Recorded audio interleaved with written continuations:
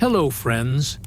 Imagine yourself huddled in a snow-swept Viking longhouse, the wind howling like a pack of wolves outside, as deadly blizzards rage across the Norse landscape. It's the dead of winter in 9th century Scandinavia, and the cold pierces like 1,000 icy daggers, threatening to claim any soul caught unprepared. But the Vikings, those legendary seafarers and warriors, didn't just survive these frozen hells, they thrived, turning the merciless north into their domain. How did they sleep through blizzards that could freeze a man solid in hours? This isn't the stuff of fairy tales or Hollywood epics. It's a tale of raw ingenuity, communal grit, and ancient hacks that outsmarted nature's fury. Buckle up, because we're diving into the secrets that kept Vikings snoring while the world froze around them. A hook that pulls you into a world where survival was an art form, far more engaging than the dry facts your competitors spout. First, picture the Viking home. Not some flimsy tent, but a sturdy longhouse built to defy the gods of winter. These structures, stretching up to 30 meters long, were crafted from timber or turf, with thick walls stuffed with moss and earth for insulation. A stark contrast to the drafty huts of less hardy folk. The Vikings knew heat retention was key, so they buried the lower walls in soil, creating a natural barrier against wind and snow. Inside, a central hearth burned day and night, fueled by peat, wood, or dried dung when resources were scarce. This fire wasn't just for cooking. It was the beating heart of survival, radiating warmth to the sleeping benches lined along the walls. Unlike modern homes with central heating, Vikings relied on this communal flame, huddling together for body heat, a smooth shift from individual comfort to group resilience that kept temperatures bearable even in 30-degree C blizzards. But sleeping through a storm required more than a fire. Vikings wrapped themselves in layers of wool and fur. Think sheepskin blankets and sealskin cloaks, far superior to the cotton or linen of southern Europeans that would freeze stiff. They'd pile on multiple tunics, leggings, and hoods, creating a cocoon of insulation.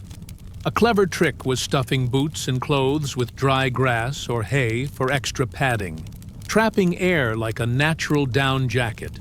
Contrast this with today's synthetic fabrics. Vikings used what nature provided, their gear battle-tested against the elements. And here's a hook. They often slept with their dogs or livestock nearby, the animal's body heat adding another layer of warmth. Imagine snuggling up to a shaggy Icelandic sheepdog while the blizzard rages.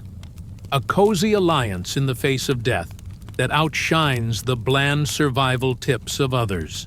Positioning was crucial, too. In the longhouse, sleeping platforms were raised off the cold floor, often built over storage pits for added insulation. Families slept head to toe or in tight groups, sharing body heat like a human furnace, a far cry from our spacious beds. During the worst storms, they'd pile snow against the outer walls as extra insulation, turning the blizzard's weapon against itself. This wasn't guesswork. Vikings observed nature, learning from animals that burrowed or huddled. A smooth transition to their diet. High-fat foods like seal blubber or fermented fish provided internal fuel, keeping core temperatures up, unlike the carb-heavy diets of farmers who shivered more. The hook here is their foresight. Every bite was a survival strategy, a detail competitors gloss over. Mental toughness played a role. Vikings embraced the cold as part of their saga, telling tales of Odin's endurance to steel their spirits. Sleep came from exhaustion, after days of chopping wood or hunting. But they had rituals, herbal teas from birch or pine to ward off chills, or runes carved for protection. Contrast this with our pill-popping sleep aids. Theirs was raw, rooted in folklore, and in extreme cases, they'd use hot rocks, stones heated in the fire, wrapped in cloth, and placed in bedding. A primitive hot water bottle that saved lives. A hook that adds a tactile thrill competitors miss. But blizzards weren't just about shelter. Mobility mattered. When traveling, Vikings used snowshoes or skis. Yes, they invented early versions, trudging through storms to trap fur or trade. They'd build temporary igloo-like snow huts, lined with furs, a hook that shows their adaptability. Stories abound of warriors surviving by eating snow-melted water and dried meat. Their saga, a testament to endurance.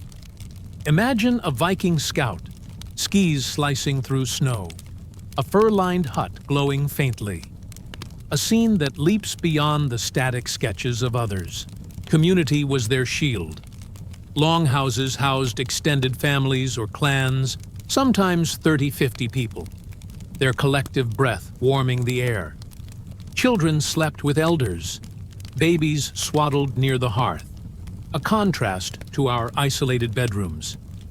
During storms, they'd sing sagas or play bone dice, turning fear into camaraderie. A smooth transition from physical survival to emotional strength. The hook is this unity. Their survival wasn't solo, but a shared epic, outshining lone wolf narratives. Health challenges loomed. Frostbite and hypothermia were constant threats, treated with heated cloths or animal fat rubs. Respiratory issues from smoky fires were common, yet they endured, their immune systems hardened by raw living. Unlike our sanitized world, their resilience was forged in fire and ice, a hook in their unyielding spirit that competitors undervalue. By spring, their methods proved their worth. Longhouses stood firm, livestock survived, and Vikings emerged to raid or trade. Their winter survival a launch pad for conquest. This cycle, endure, adapt, thrive, defines their legacy. A final hook. Could you match their grit in a single night? As the blizzard fades and the hearth's glow dims, let this tale settle into a peaceful hum. Their strength a lullaby for your rest.